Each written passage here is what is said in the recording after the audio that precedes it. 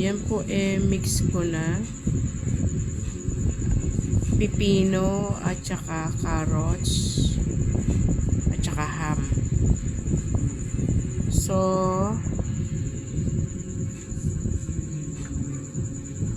bali ito po ang ala pa po akong recipe ng picho ng manok para sa ano tawag to, macaroni salad. So ano po, kaya lang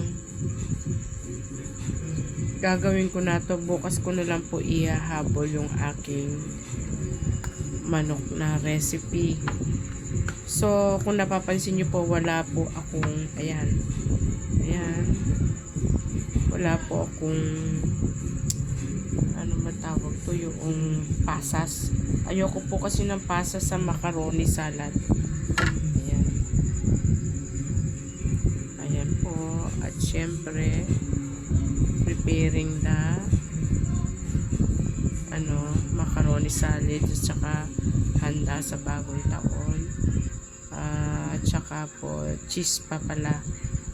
Ayan na, okay na sa akin po yung crema na yan, tsaka Alaska at saka yung cheese. Ayan pala. At saka yung pa yung ham ko, spicy. So yung macaroni salad andun po sa kaserola ko pa ho.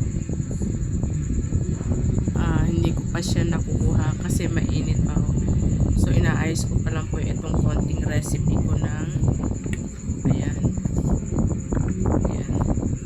carrots at saka ham at saka cheese pa pala. Ayun pa po yung cheese ko, hindi ko pa po siya na ihiwain ko muna po pala. Ayan po yung aking noodles na macaroni, andun pa. Ayan. So ito lang muna po na pagkain ko.